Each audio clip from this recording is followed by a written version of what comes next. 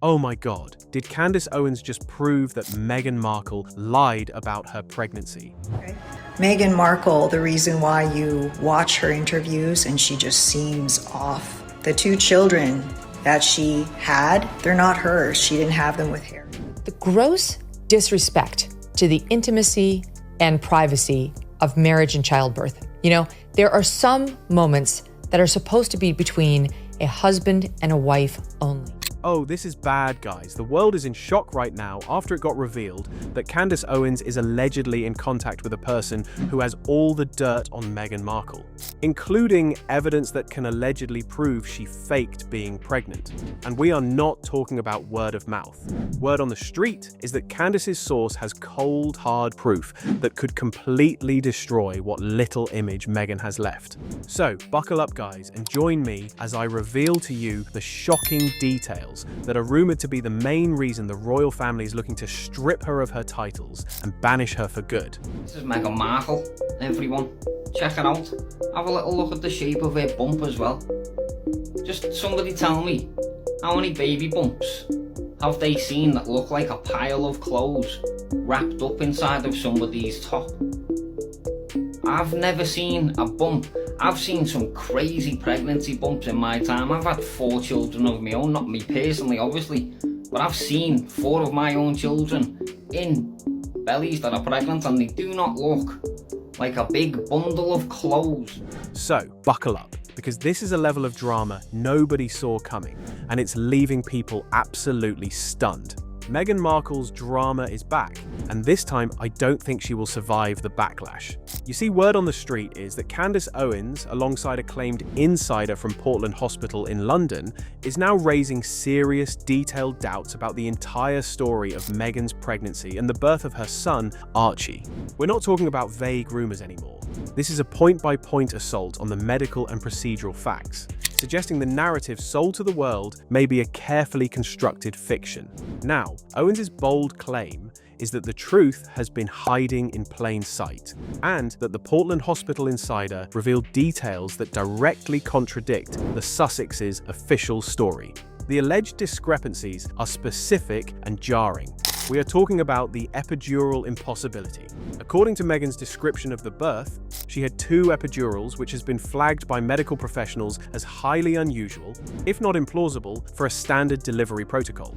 Then, we have Meghan's suspiciously fast discharge. The timeline of her swift discharge from the hospital after giving birth has been questioned against standard post-birth care, especially for a royal birth. And finally, the absence of royal protocol.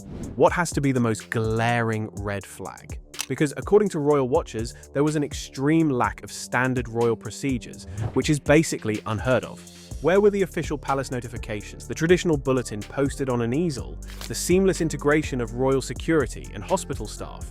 Their absence, critics argue, suggests an event that wasn't what it was presented to be. The implication is no longer just that Meghan is calculated, but that a core, joyful event, the birth of her first child, might be part of a larger illusion. It prompts the explosive question: if the foundational facts of Archie's birth are in doubt, what else about their story is not aligned with reality? Now, to truly grasp the magnitude of the red flags Candace Owens is pointing to, you have to examine the cold, hard logistics buried in Harry's own memoir. The devil, as they say, is in the details, and in this case, the details don't add up. In Spare, Harry makes a startlingly casual claim. Meghan had 2 epidurals, gave birth at Portland Hospital, and was back at Frogmore Cottage, all within a mere 2-hour window. To the average person, that sounds remarkably fast, but to anyone familiar with medical protocols or basic geography, it stretches into the realm of the impossible. First, consider the geography. Portland Hospital is approximately a 60-minute drive from Frogmore Cottage. That's an hour under ideal traffic-free conditions, not accounting for the significant security detail and motorcade that would accompany a royal birth. This means the entire remaining hour would have to accommodate the birth itself. Meghan's recovery from not 1 but 2 epidurals, the mandatory post-delivery monitoring for both mother and newborn, the completion of all hospital discharge procedures, and the physical process of getting a newborn and a postpartum mother ready into a vehicle and transported home. Medically, discharging a mother that quickly after an epidural and birth would be considered highly irregular and unsafe, directly counter to standard hospital policy designed to prevent complications. Then there's the matter of the 2 epidurals. In standard obstetric practice, an epidural involves placing a single catheter in the spine to deliver pain medication throughout labor. The dosage can be adjusted, but the catheter is not typically reinserted. The administration of 2 separate epidurals, requiring 2 distinct spinal procedures, is an extreme rarity, reserved for emergencies when the first fails catastrophically. Such an event would involve a rush of additional specialist staff, significant documentation, and would be a major point in medical notes, not a passing detail in a memoir. Harry's offhand mention of it contradicts standard medical reality, making the statement feel less like a recalled fact and more like a fabricated detail from someone unfamiliar with how childbirth actually unfolds in a hospital setting. When you combine the implausible timeline with the medically suspicious detail, the foundation of the story ceases to look like a simple misremembering and starts to resemble a narrative constructed without an anchor in truth. Guys, these inconsistencies extend far beyond the timeline. If you take a closer look at the specific details Harry provides about the birth environment and the hospital's own protocols, reveal a story that seems to exist in a parallel universe. Portland Hospital is renowned for its discretion and excellent maternal care, but it is first and foremost a clinical, high-end medical facility. It lacks a full emergency department, meaning it operates under strict, cautious protocols. Harry's description, however, paints a scene of almost bohemian tranquility.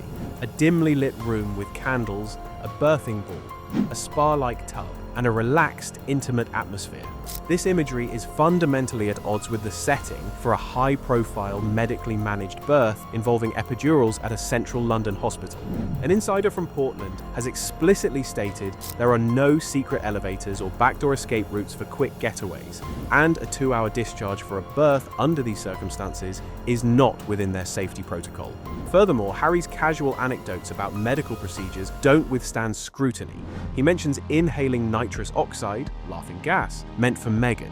In a regulated hospital, this controlled substance is strictly monitored and would never be left unattended for a partner to misuse. This story, meant to sound relatable and spontaneous, instead rings false to anyone familiar with hospital security. Most damning, however, is the breach of centuries-old royal protocol. When a royal birth begins, the reigning monarch is to be notified immediately. This procedure was followed for the births of Prince William, Prince George, and, notably, even for Princess Diana.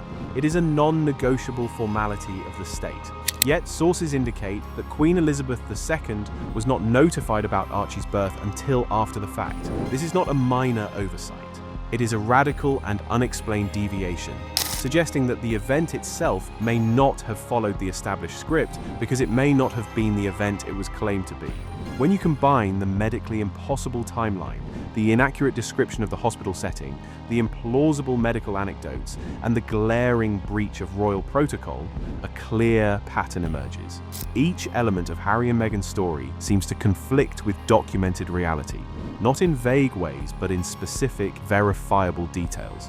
The conclusion Candace Owens and many others are drawing is no longer about mere exaggeration, but about a complete fabrication of one of the most significant events in their public lives. Now, to make matters worse, Meghan's own shifting explanations for why the world's press wasn't present for the traditional steps photo op have only fueled suspicion. Her reasoning has changed multiple times. First, she claimed she didn't want to block an emergency entrance, but Portland Hospital doesn't have a public ER. Then she suggested the press didn't deserve the moment due to racism. Finally, she stated the press was simply notified but didn't show up. This revolving door of justifications suggests not a simple miscommunication, but a fundamental struggle to align a public story with a private reality. The medical contradictions are even more profound. Meghan was in her late 30s, which classifies as a geriatric pregnancy, automatically requiring heightened monitoring. She also reportedly had preeclampsia, a serious and potentially life-threatening condition. The clinical reality of managing preeclampsia is stark. Constant monitoring under bright lights, strict bed rest, and absolutely no possibility of a quick discharge. An insider who experienced preeclampsia at Portland Hospital described precisely this intense, controlled environment, making Meghan's reported 2-hour exit and subsequent whirlwind of public appearances and international travel medically inexplicable. Even the smaller, anecdotal details in Harry's account crumble under scrutiny. His charming story of sneaking out at 2 a.m. to get Nando's for Meghan falls apart as the restaurant chain closes around 11 p.m. And Portland Hospital famously offers 24-hour private chef service for its elite clientele. His mention of a hidden elevator or escape route has been flatly denied by hospital staff. Even the identity of the attending physician has been muddled, with media outlets forced to issue corrections after being unable to verify the doctor's involvement. From the grand breach of royal protocol down to the trivial detail of a late-night chicken run, every layer of the official birth story conflicts with established facts, standard procedures, and basic logic. The cumulative effect is devastating. It paints a picture, not of a private birth, but of a constructed narrative, where each charming detail seems carefully chosen for public consumption, but collapses when held against the unyielding framework of reality. As it stands, the official narrative of Archie's birth, as told by Meghan and Harry, is a story buckling under the weight of its own contradictions. It is constructed from details that, when examined, simply do not hold. The foundation is an impossible timeline, a 2-hour window from birth at a central London hospital to home, a feat that defies medical safety, geography, and logic. Built upon that is a medically improbable claim of 2 separate epidurals, a detail that betrays a misunderstanding of basic hospital procedure. The setting they describe, candlelit spa-like retreat, is a fantasy that bears no resemblance to the clinical, high-risk environment required for Meghan's reported condition. The story then commits a cardinal sin against royal tradition. The centuries-old protocol of notifying the sovereign was broken without explanation. Even the charming, humanizing anecdotes, like a 2 a.m. Nando's runs, dissolve when held against operating hours and hospital services. These aren't minor memory lapses or private variations. They are fundamental, point-by-point discrepancies that collectively suggest a profound disconnect between the story sold to the world and the events that may have actually occurred. The carefully curated fairy tale is fading pixel by pixel as the harsh light of factual scrutiny shines upon it. With each new contradiction, question grows louder and more unsettling. If this foundational chapter is not what it seemed, what else in the grand global narrative of Harry and Meghan remains to be truly understood? The truth, it seems, is no longer hiding. It is demanding to be seen. Let me know what you think about this drama in the comments, because it's not looking good for Meghan. Anyways, till next time,